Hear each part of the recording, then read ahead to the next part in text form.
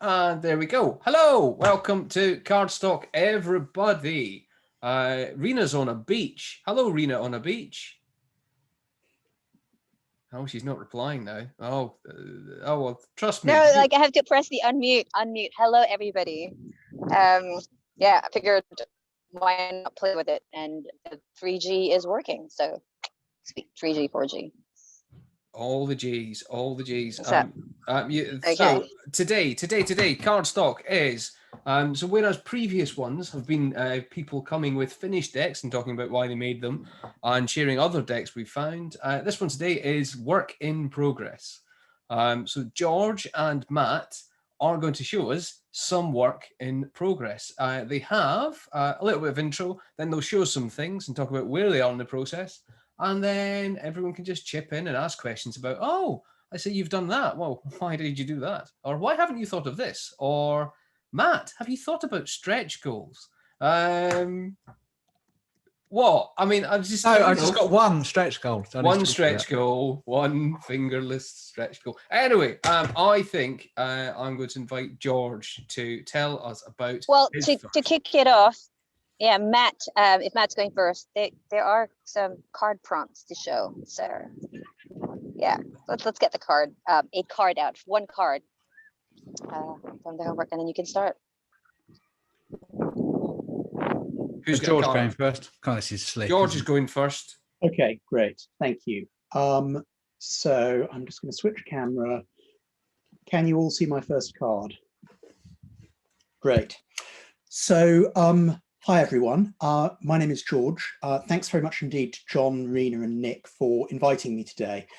My idea is a very small and very focused one, certainly compared to Matt's that we're going to see in a few minutes, and it's at a much earlier stage.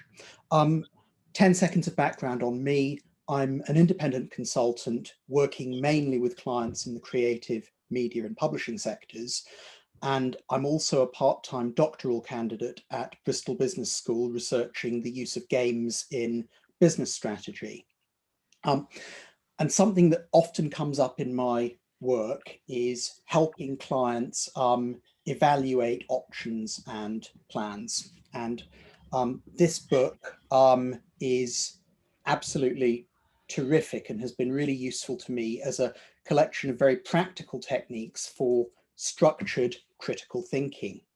And one of the techniques I learned from the book is thinking about cumulative probability as applied to a series of assumptions or stages in a process. So, next card. Let's suppose we're thinking about a process, producing a deck of cards perhaps. At a really simple level, we can break it down into, say, developing a product, marketing and selling it, and fulfilling those orders. And this is a deliberately very simple example. Each step is sequential and depends on the one before. And we're going to think about the probability of each of these independently. We're not thinking about the effect of success or failure on the one after it. And what the book recommends is asking stakeholders to a problem to estimate a probability of success for each of those stages or assumptions. You can then sort of average them. So, your average for stage 1 is 73 and your average for stage 2 is 67 and so on. And from there, you can calculate an overall cumulative probability as a snapshot of whether people actually feel confident in the plan that they're talking about. So for the sake of really easy math today, let's imagine that we've talked to our stakeholders and they've all said, okay, we feel about 80% confident in each of these stages. Pretty good. So we can work out the probability, which is 0.8 to the 3. It means that they've got about a 51% chance of those 3 things happening successfully in that order. And the real reason that I use this exercise isn't because of the exact number. Whether it's 57 or 63 or 79 actually makes relatively little difference. Where I think this has great power is sometimes steering people away from quite ill-considered plans, or highlighting how the probability of something can diminish with a sort of fairly complex multi-stage idea. So that's a snapshot of the problem. Well, where do cards come into it? I've run this with a few clients and I've noticed a couple of distinct problems. If you're standing in front of a whiteboard with a bunch of people capturing their estimates verbally, you're immediately subject to various biases. Most often you ask the question, and most often the most confident person in the room is first out of the blocks with a decisive view. The most confident person in the room is often strongly correlated with hierarchy and more weakly correlated with domain knowledge. But, you know, even if it's a very confident executive or leader saying something, it has a tendency to anchor every other response. You can almost see participants adjusting their own estimates on the fly to conform to the boss's point of view. And thus we enter the realm of the hippo, or highest paid person's opinion. I'm afraid my card looks perhaps more like a moomin than a hippo. There are other biases that I've seen come into play at this point. You know, you do see a lot of groupthink. I also sometimes, particularly toward the end of the day, see sort of the later participants free riding on the earlier estimates. I'm not going to spend a lot of time thinking about this. Bob or Jenny said that earlier, and that sounds good enough, so I'm going to go with it. So all of those are problems for me. The second issue is that people use language and percentages in quite an imprecise way. So, final card.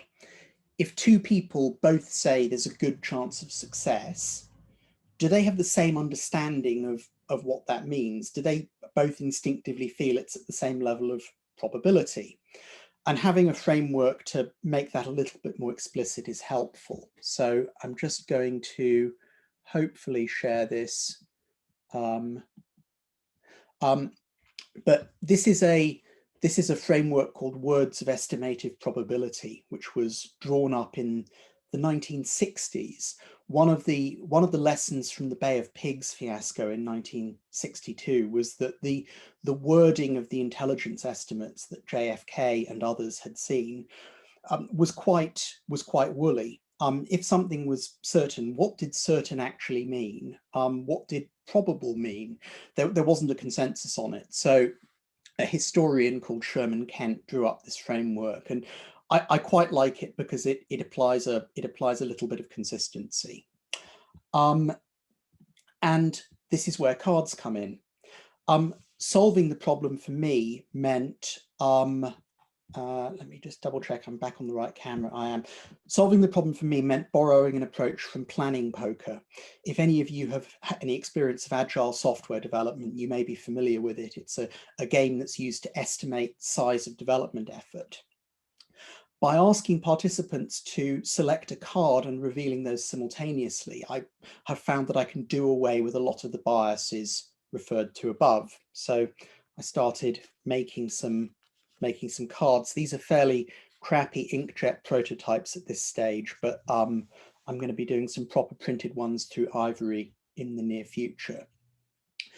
By using Kent's framework within this, there's a very human-friendly sliding scale of statements from certain to impossible. And those map to a relatively consistent set of numbers that, as a facilitator, I can use on the fly to make a calculation. And borrowing Kent's idea, the deck is inevitably called Cards of Estimative Probability. And I've decided to use a very unoriginal visual convention that quite a few of my clients seem to be familiar with. So it's one very little thing. It's a toy rather than a tool at this stage. And in terms of where it goes, I'm producing some decks of cards for my own use in workshops. I'm going to do some surplus ones just out of economy of scale that I'll give out to people who might be interested in them, friends, colleagues, and others. Now, beyond this very specific use, I hope that these cards could be used in other workshop formats and other areas. Something else very nerdy that I'm interested in is professional matrix style games for evaluating strategy problems. And I think that these are a sort of quite natural fit for adjudication in those types of games. But really at this point, I just wanted to get them out into the world and see what other smarter people think and whether they find other applications from them. And a couple of weeks ago, I was having a very nice social catch up with John and told him about it. And John's response was, brilliant, you should talk about this at Cardstock, which was brilliant because it gave me a deadline and made me do something on this. So I think that's about all I had to say on that. I would love any feedback or reflections or questions, and to hear what you think. Thank you very much indeed. Brilliant, thank you, George. I'm going to save thoughts, questions until after we've heard from Matt's as well, and then open up the floor and people can direct questions to George, Matt, both, neither, observations.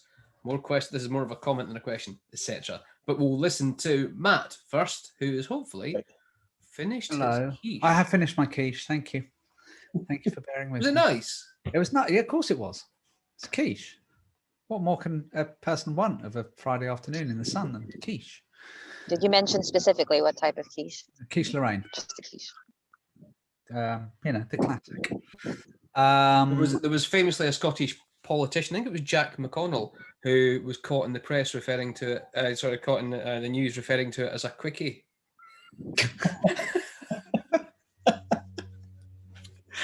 Oh, thank you, John. That's lovely. Right, so who am I? I set it up like that, but I'm going to move over here a bit. So I'm Matt. I've been playing around with cards for a while. That's the first set of things. Hold on, let me turn that light off. That's a bit better. CIO priorities, and there's a whole bunch of those. In fact, Mr. Desmio helped me create a set of these.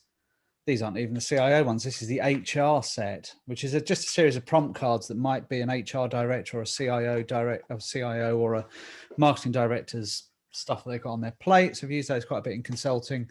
I did this for the Leading Edge Forum, which was one of their really quite complicated research papers I turned into a pack of cards. And out of that pack of cards, we also generated a fabulous game, which is create the world's most evil startup, as a way of being able to illustrate ethics, which was great fun. For the last years, I've been working on a thing called the Playbook, which is a bit of a pun. Oh, that's my podcast, by the way. WD-40 just celebrated 200 episodes. Woo! Writing a book. Writing a book's really good because it gives you an excuse to go and talk to people. Same as actually having a podcast gives you an excuse to talk to people. You can say, "Can I come talk to you, please?" Or "Can you come on my podcast so I can talk to you, please?" Which is slightly less creepy than saying, "Can I just come and talk to you?" And it flatters the ego a bit and whatever. And I was using that as a mechanism to go and talk to all sorts of people about ideas of play and creativity and innovation. And from those conversations, I've been able to conclude two things. First of all, I've concluded a model which is about a set of skills and capabilities that I think people need, and I also think that most organizations systematically beat out of people. In fact, the education system systematically beats out of people, and that without those skills and capabilities, organizations, particularly established organizations, really struggle to be able to do things differently, because that's not how they're geared. The other thing that I've concluded is I'm probably never going to write a book, because it's really fucking hard work. And I've tried 3 times now, and I've probably written about 90,000 words. And it's a bit like the old Andre Previn, Morecambe and Wise thing, that they're probably the right words, but they're not quite in the right order. And I've given up trying to put them in the right order. But I also had a revelation earlier this year, which is actually a book in the context of what I'm doing, which is to say that people will be able to increase their capability for play, to be able to innovate and do interesting things and be, sane human beings in the 21st century.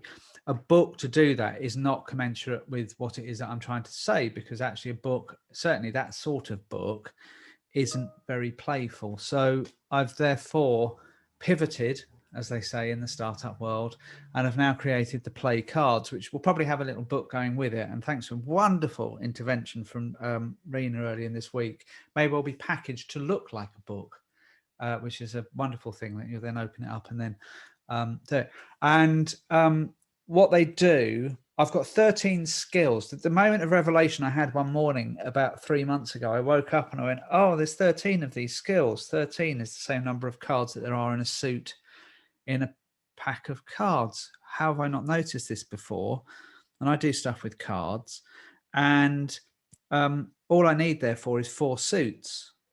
And then once I've got 4 suits, I've got a playing card deck, and then I've solved the problem of how to not write a book. Genius. So what I've got is 4 suits. They're sort of loosely based around, oh, the lighting in here is dreadful, isn't it? There's nothing, there you go.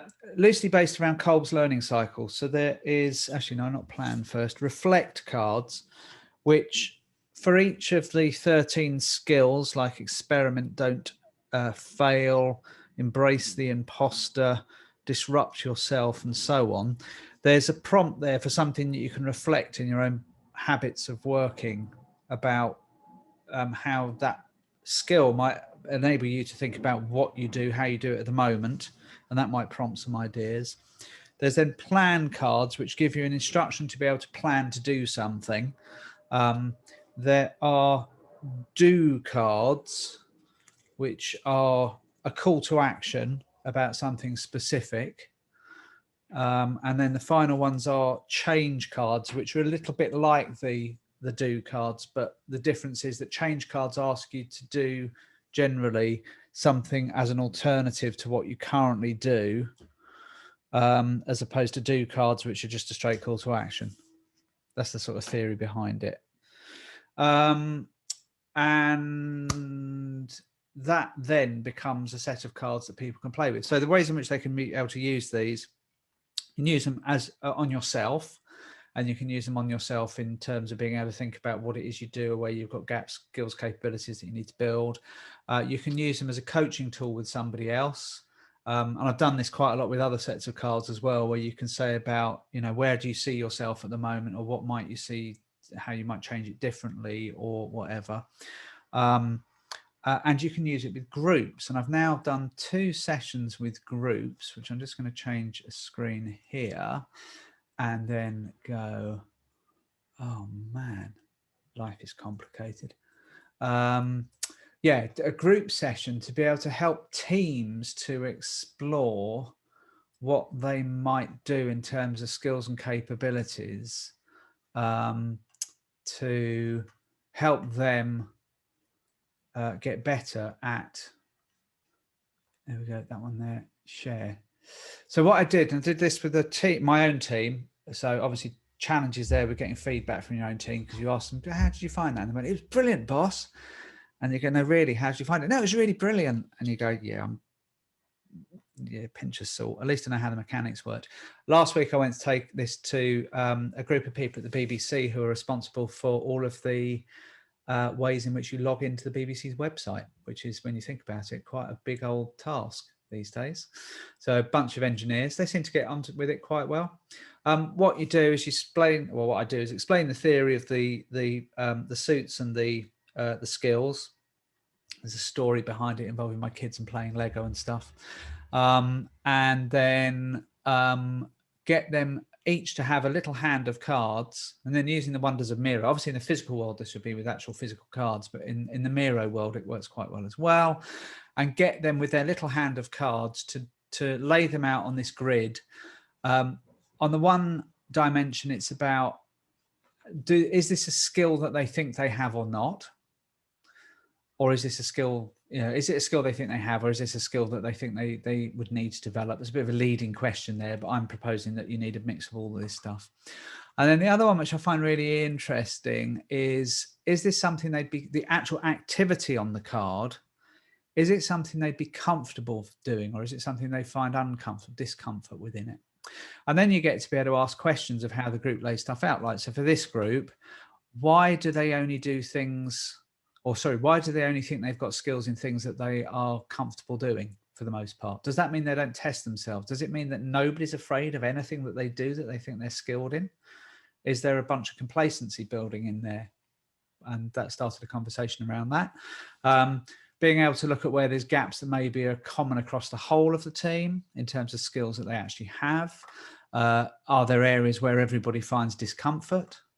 And then also to be able to then start conversations without the bullshit of things like Myers-Briggs of how people are different. And some people find things really quite straightforward, and some people find things very discomforting. And just being able to start to engage in a conversation about the skills and capabilities that are needed to do change, innovation, do stuff differently in a model that is, what I found with these kind of techniques is it enables people to talk because there's an external thing that you can point at rather than it's all in people's heads. And it just starts conversation going like that.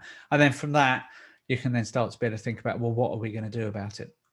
And so some of them, I was talking to a peer of mine in another housing association. My day job at the moment is running technology and transformation for a housing provider in Southwest London. And Julia, who I was talking to today, she really liked this. And there's one of the cards which is called Be More Artist, and this idea about actually thinking about how would an artist approach things. And there's this lovely idea, which I'm going to do in my own team as well. But for business people, create an exhibition of your recent work and then invite friends, family, and important colleagues to the grand opening. So rather than having your monthly report of status updates, have an exhibition. And just little ideas like that then can be used as prompts for either things that people actually do or activities that spur other ideas. Now, the final stage of this then is, so I've got the alpha version, which you saw there. I've got this digital beta version, which I've been testing.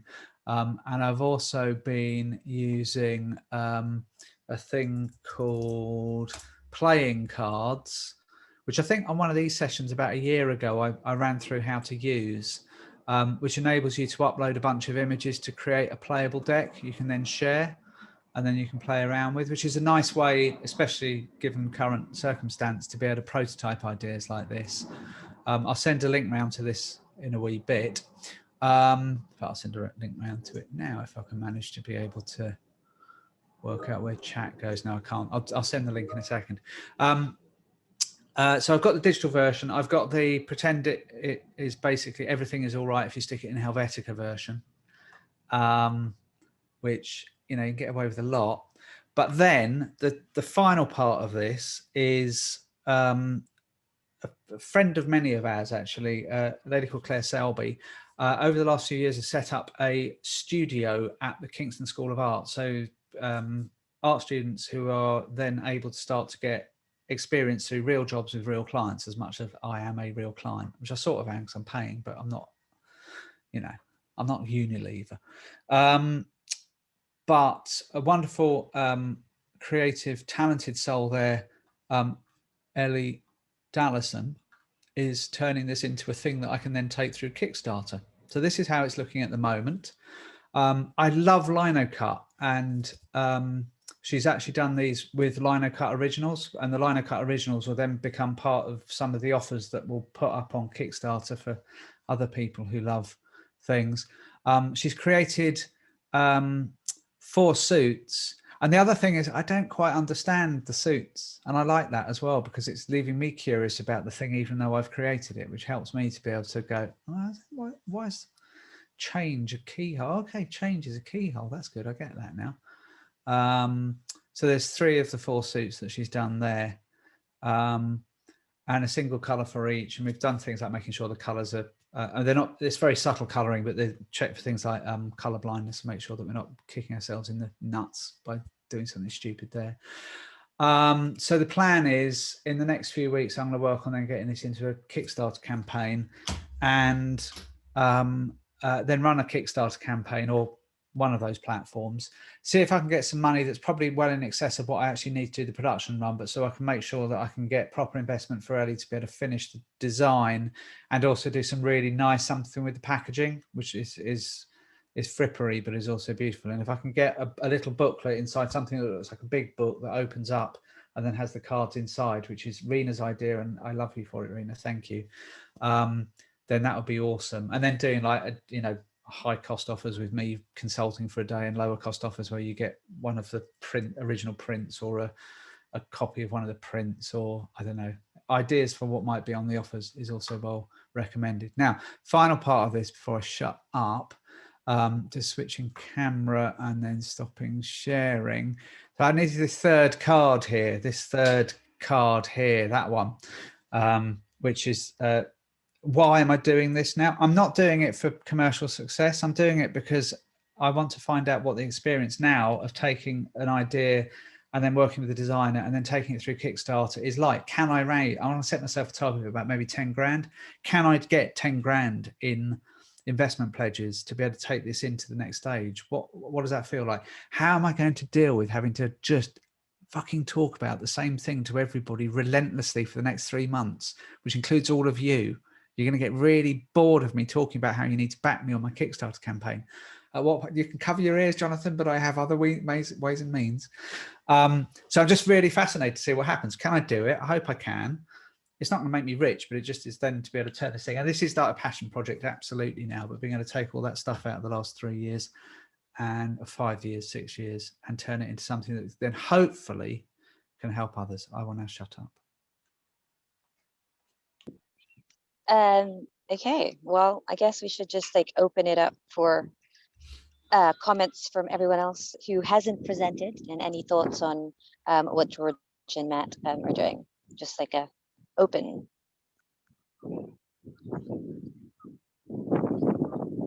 Should we use? I can't. Hang on. I'm just going to gallery view. I can see everyone.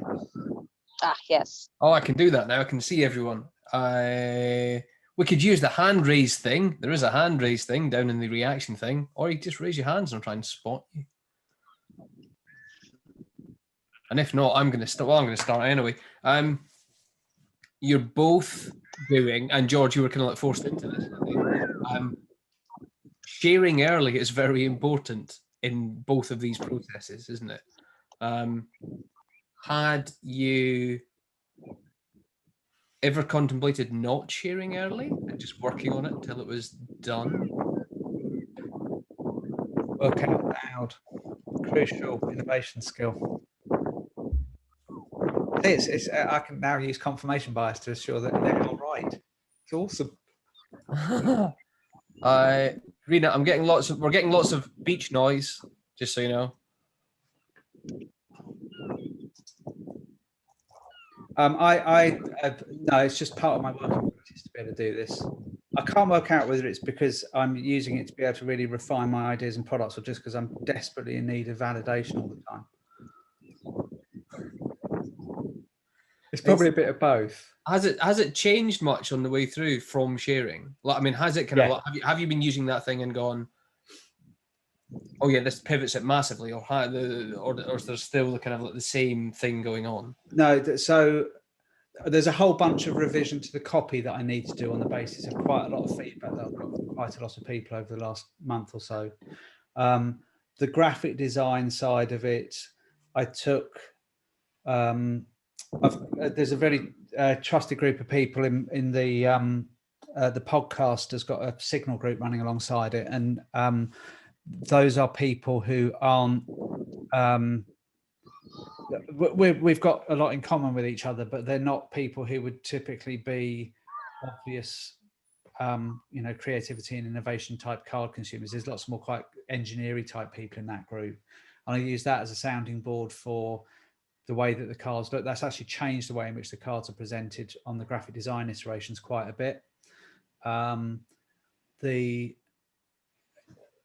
Rena's idea about being able to package it like a book has just that complete thing.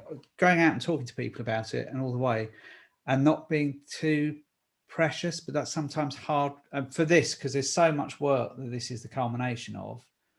I'm always kind of constantly that, but please don't destroy my entire life's work with what you're about to say. So that's a constant, fear on it. And I'm getting better at being able to take constructive criticism without crying. Oh, George, I think George is talking, but he's on mute. Sorry, apologies. I was trying to avoid a dog barking in the background. I think I'm probably at sort of slightly the other end of the scale from you, Matt, because the deck that I'm doing is just far simpler. It's it's 8 sets of 7 cards, so it's fairly easy. In answer to your question, John, it's something I've talked to sort of various people about. I think I think that's tended to be in one-on-ones or much smaller groups. So testing this with a couple of clients, you were then sort of the first person outside the process that I talked to about this. And I think you very kindly pushed me out of my comfort zone a little bit by saying, come and talk about this at Cardstock, which I think, left to my own devices, I think I would probably have worked on it privately a little bit more before talking about it in public. But I think it's been very good that it's made me work a little bit faster, and it's made me more comfortable with showing sort of an unfinished thought process, I guess.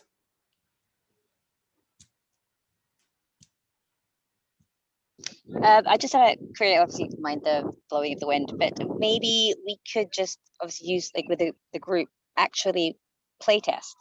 So you're talking about your process, but in the next few weeks, to just like either on Deck Hive or something, just like play around with it as we test, just as a thought.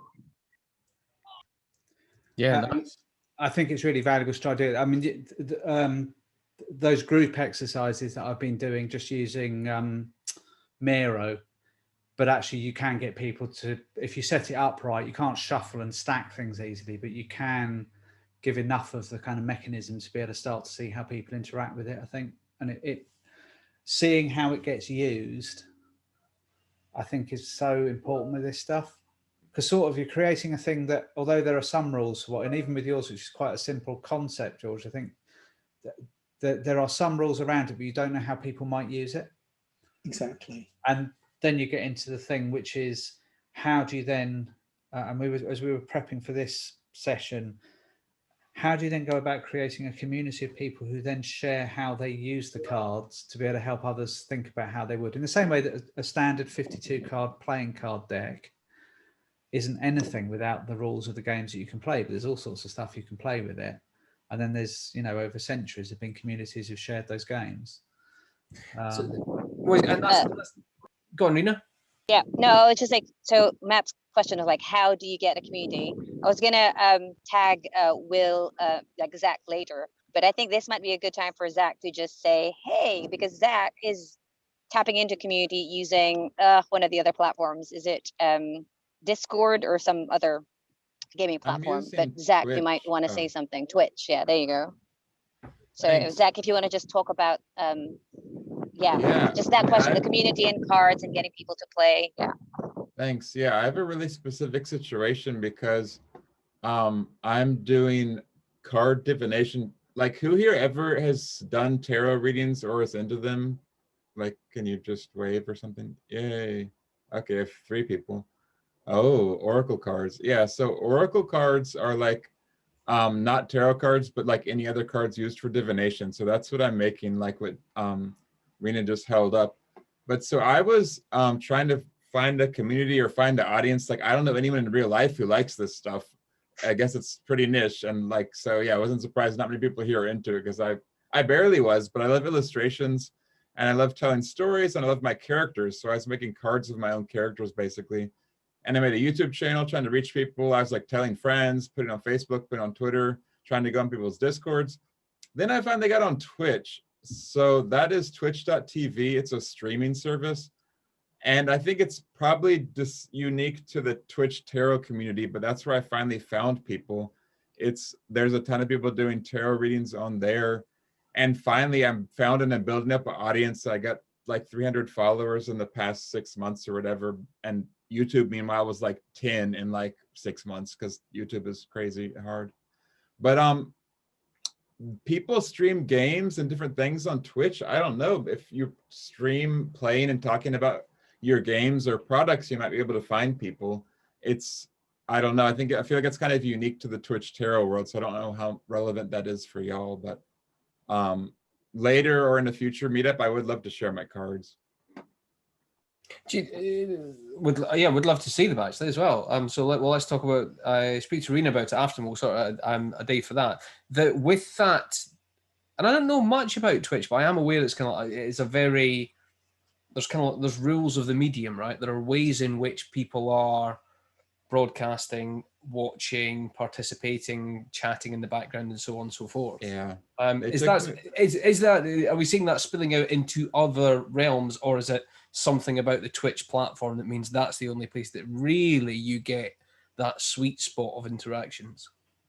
Well, yeah, but the nice thing is the direct interaction. Like on YouTube, you upload a video, but on Twitch, you're just talking to people. So it's very direct and casual.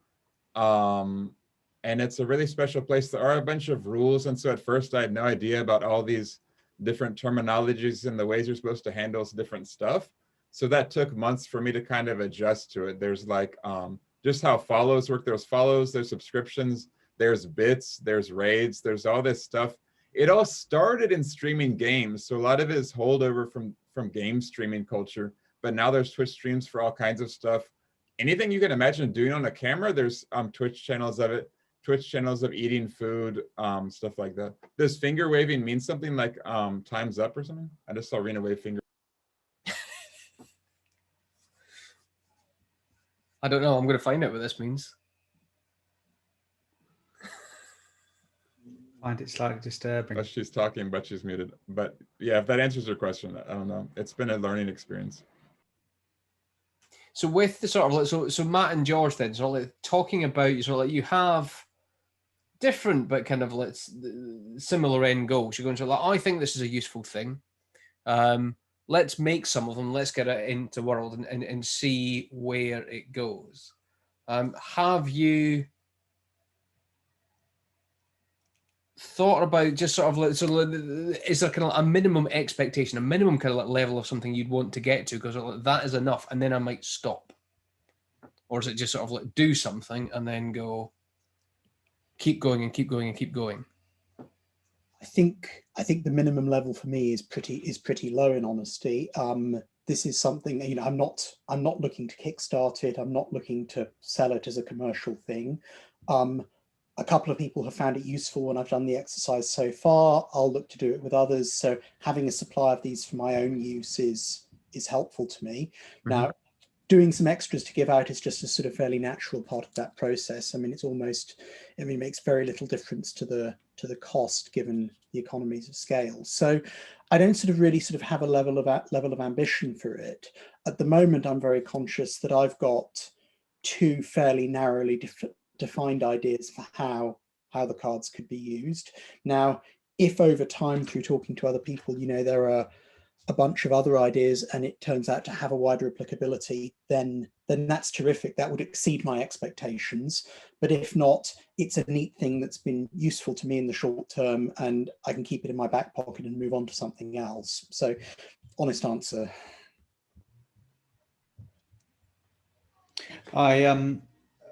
Just a particular idea that's come to mind for me with seeing what you're doing, George, is our quarterly risk panel, which is one of the most tedious things that I have to do, of a list of quite a few.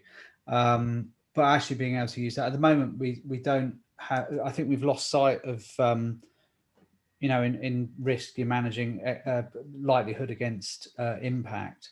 Mm-hmm. I think we've really lost sight of what those things mean now. And we just end up with a cumulative number of 26 or 3 or whatever. And actually bringing something like that back in on a month or quarterly basis to go, okay, now time to let's lay our cards on the, what do we think it really is now? Could be really interesting. Again, it's externalizing it, so it's not all sitting there or in a spreadsheet. I think for me, what is the ambition? The one ambition was to create something that I think looks beautiful, and being able to do that with somebody who is a properly trained artist rather than me has been very important.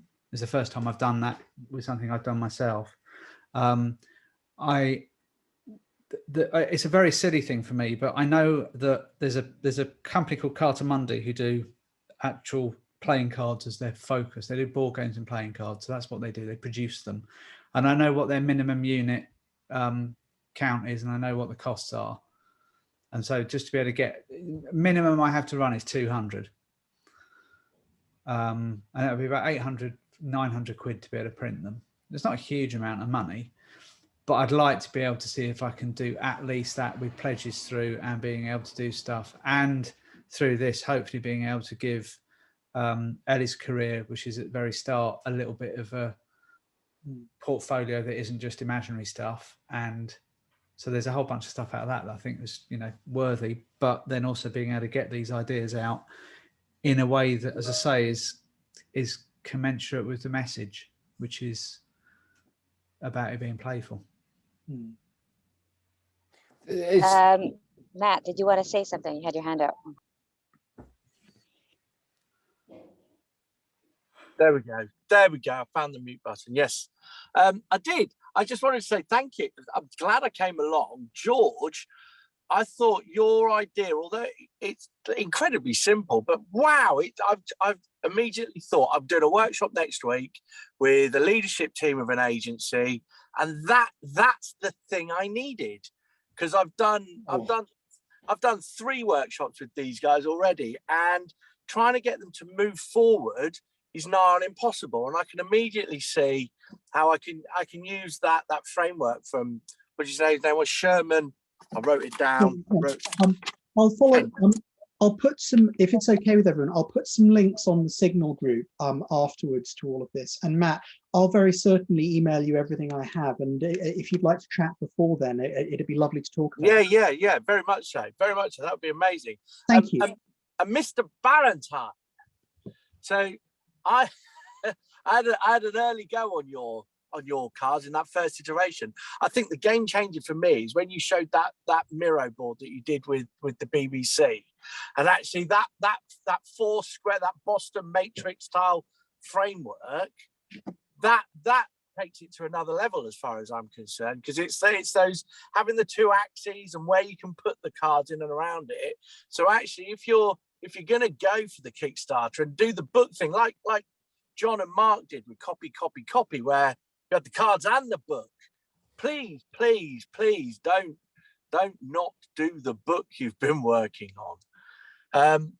But you know, I think there's a real value in having that set of cards, and if you're of the mindset, and if it's the way you work, actually you can take those 4 suits and take those 13 skills, and actually we can make something that you might not have thought about. But actually, I think you'll go much further, and you'll break new ground with a new audience if you can put in place some games, some frameworks, some that, you know, you might you could write the title of the skill and a couple of prompts, but actually if I've got a book that shows me how I work through these things, like the Nesta design, the DIY book that they did, where it's got, you know, I've got the business model canvas, but here's how it was used in real life, and I've got the empathy match, and here's how it was used in real life. I'd really like to see that. I think that's what it's going to turn into. I think I always had this view about it having a user guide rather than a book. Yeah.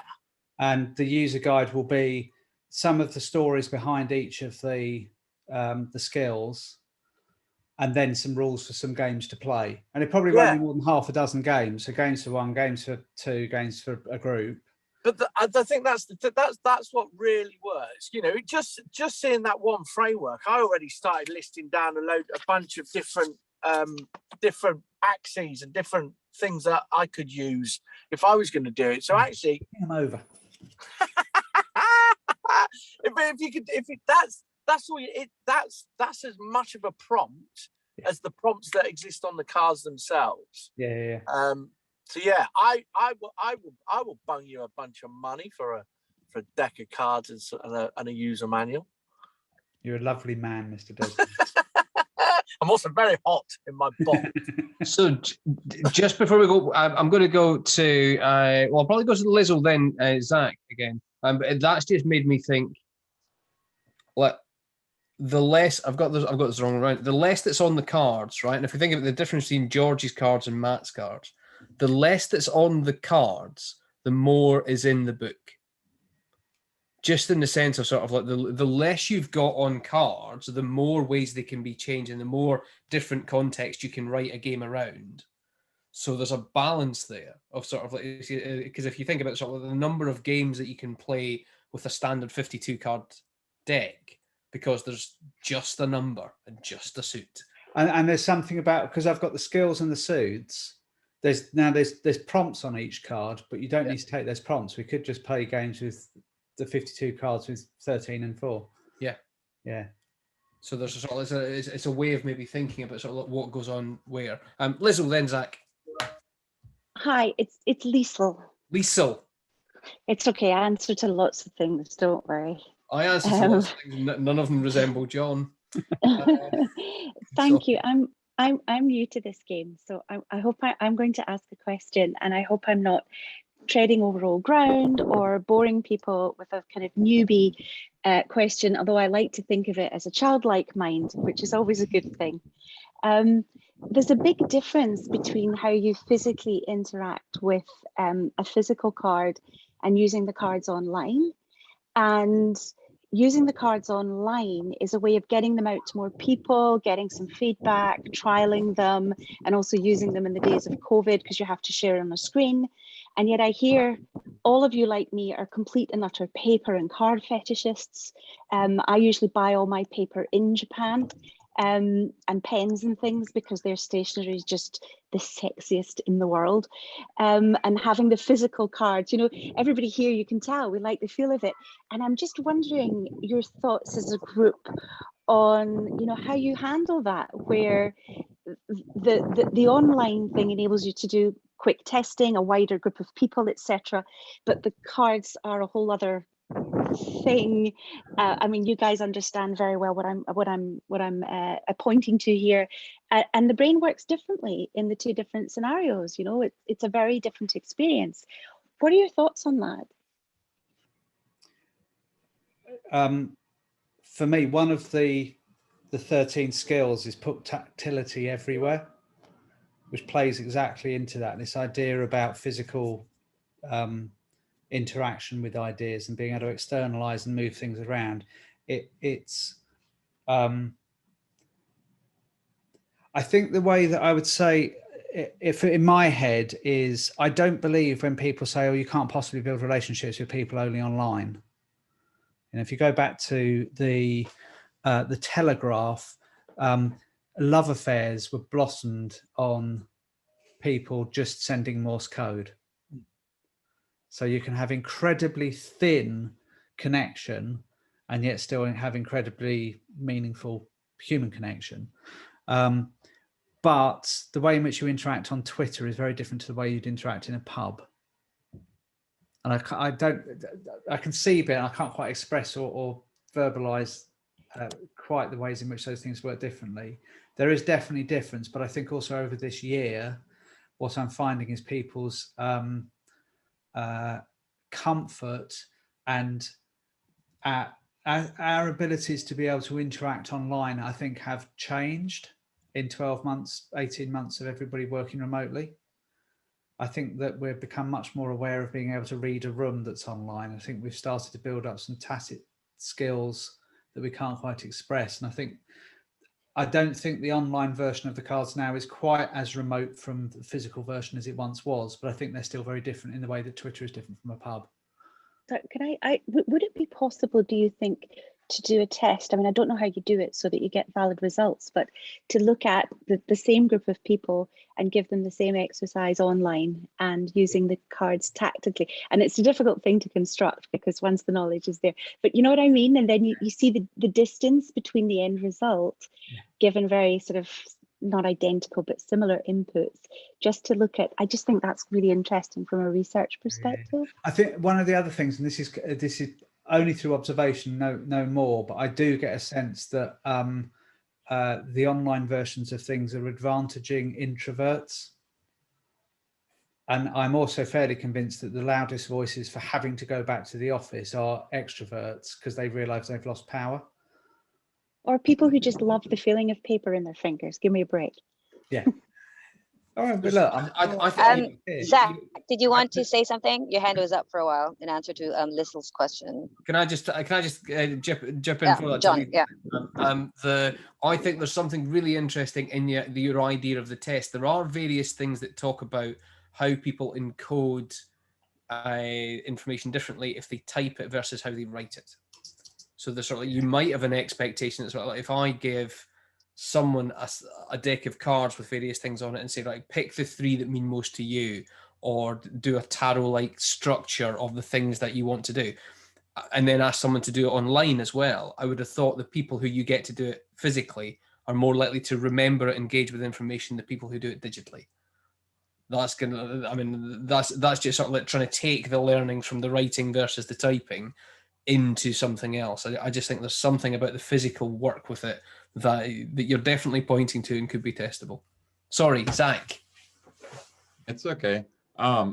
Yeah, like with the Twitch tarot thing. So I've done tarot readings on an automated website. I've done tarot readings in real life with a human, and I've done tarot readings on Twitch. Well, and also like on YouTube. But like on Twitch, it is actually a lot closer to real life than a digital website or YouTube video, because it's obvious a real person in real life right now on like a kind of crappy camera is like manipulating these cards. So it feels way more real and memorable than if you're just watching a pre-recorded video or whatever. But I also wanted to say, like, I'm making prototypes of my cards, and Twitch has also been a great chance to prototype them.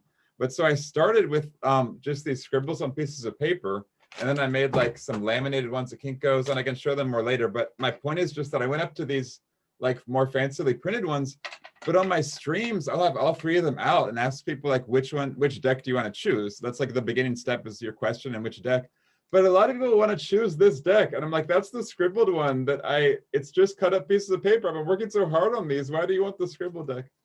But I think it feels really raw, and like there's something special about just raw scribbled cards. Like, I don't know, feels somehow related to like tactile versus digital. It's like, to me, they also feel the most special kind of, because they're just like my scribbles on paper. But I also finally, before there's no time, wanted to say to Matt, I was really interested in all the stuff you were saying about like wanting to make a book, but make it playful, wanting to do a Kickstarter, make it playful. Because I also want to do a Kickstarter, and I also wanted to be playful. And I'm also currently enrolled in a PhD program, but I feel strongly like quitting because it doesn't feel very playful to write some long ass paper about like fun stuff. So feeling everything that you said about that. Yeah, I'm gonna intervene. We have 6 minutes on the clock, but my intervention would be like, because Matt Desmier is here, and back to John. John and I attended, and also because I drew 2 cards, one for Matt and as in Ballantine, and then one for George. So I got these, like a Jack of Clubs and a 7 of Clubs with a rat, and it represents persistence and discipline. So everyone, I take that. But because it's also clubs and this idea of like a soldier with a sword, I wonder, because so many, I know that, you know, there will be a demand for tactile meeting people in real spaces, like physical spaces.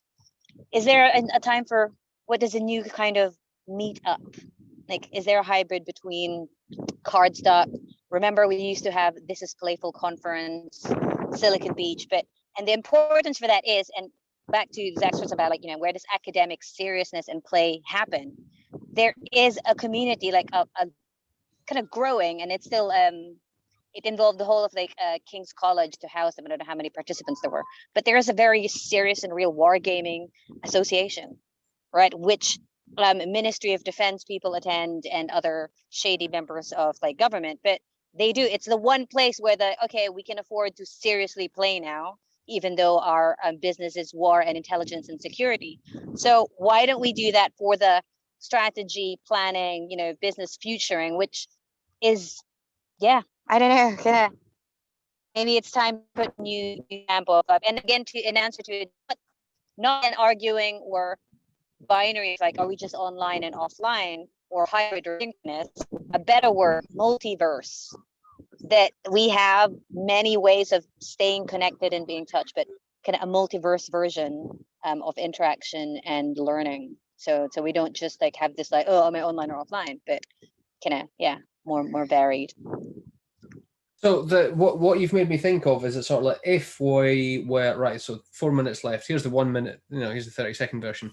If there were to be a Cardstock conference, it wouldn't necessarily be a conference with people on a stage. It would just be a room with trestle tables. Just basically sort of like, just say, right, who wants to run a table at Cardstock? And you just run it for the day at Conway Hall and go, right, and then everyone else can come along and move things around. Or if you need a screen for it, we can set up a screen for it.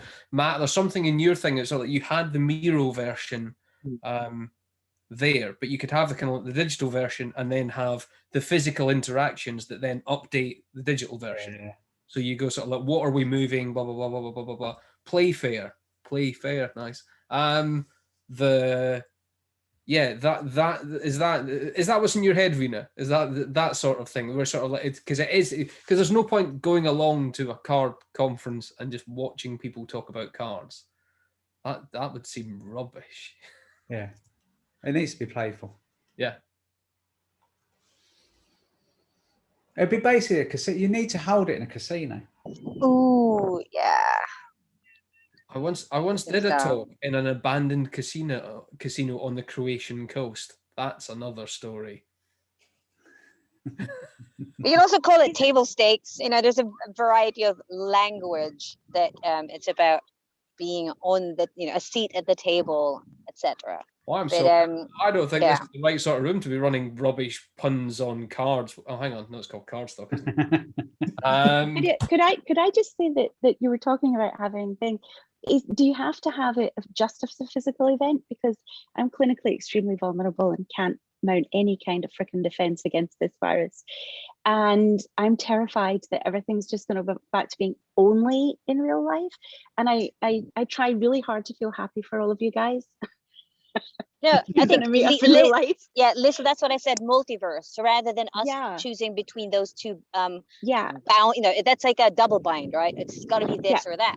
Why? Yeah. Like, and then people are saying hybrid or synchronous. It's just multiverse. Is that there people are in a room and there's an essence that maybe people who are in the room, for example, can translate some of that energy online. So there could be breaks where like, oh, listen, I was just chatting to John in the other room over there.